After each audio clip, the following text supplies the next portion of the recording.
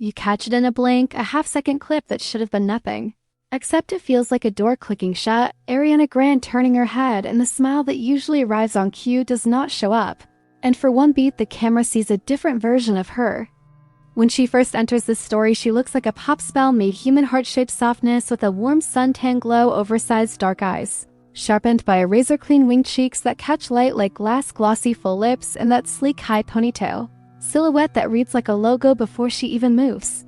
Here is the hook. Her good girl era did not end with a loud scandal. It ended quietly in one moment most people missed. And if you spot that moment, her whole public story replays differently.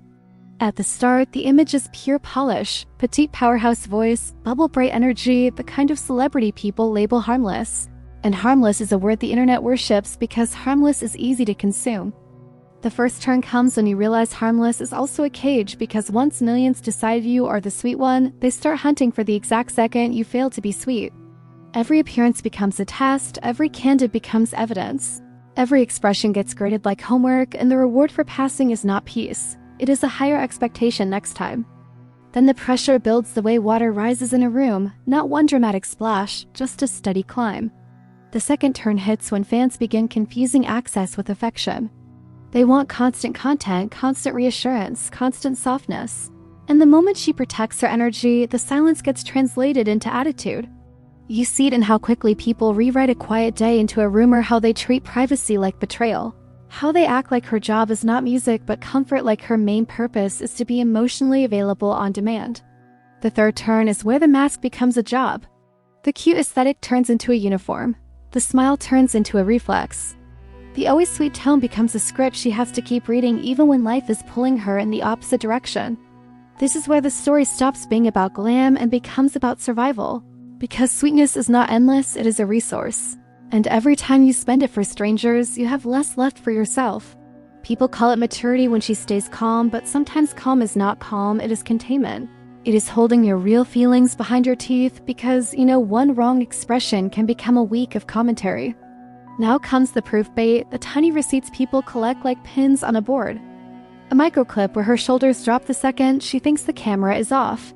A red carpet pause where she stops performing the playful wave and just walks straight through the flashes.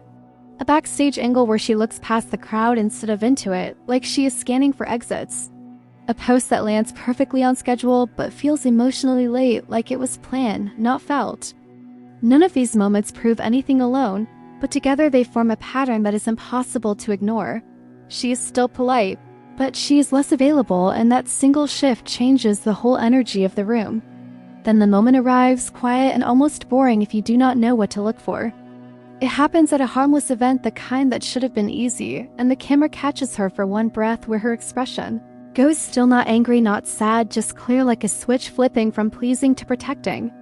No dramatic gesture, no big reaction, just that calm, locked-in look that says she is no longer negotiating her boundaries with the crowd. The good girl era ends right there, not because she suddenly became different, but because she finally stopped performing a version of herself that was designed to keep everyone else comfortable. Midpoint twist. The label was never only about goodness, it was about predictability. The public loved that they could guess her reaction, guess her tone, guess the version of Ariana they would get, and predictability makes people feel safe. The second she becomes less predictable, even in a small way, the audience feels unsafe, and when audiences feel unsafe, they get loud. That is why a quiet boundary can create more chaos than a loud mistake, because it breaks the comfort of certainty and forces people to face a truth they hate. They were never entitled to her emotions. Then the consequences cascade. The fifth turn is the backlash that arrives when a sweet image stops being accessible. People do not just notice change, they punish it because the old version felt like it belonged to them. Suddenly every choice becomes evidence, every outfit becomes a thesis, every silence becomes an accusation. She can walk into a room looking calm and people will call it cold, because calm without availability reads as refusal, and refusal is the one thing celebrity culture cannot handle. The sixth turn is where the machine shifts its reward system.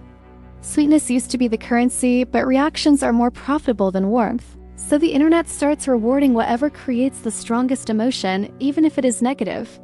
If she stays soft, people call her fake. If she sets boundaries, people call her mean. The trap tightens because either direction can be framed as failure. And that is the moment you understand the good girl era was not protection. It was a leash designed to keep her easy to consume.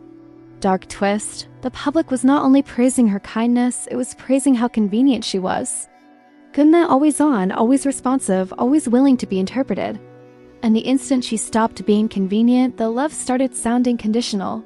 That is why the era ends quietly, because once you hear conditional love, you cannot unhear it. And once you see the contract behind the compliments, you cannot go back to believing it was pure. Ending, the biggest glow-up is not changing your look.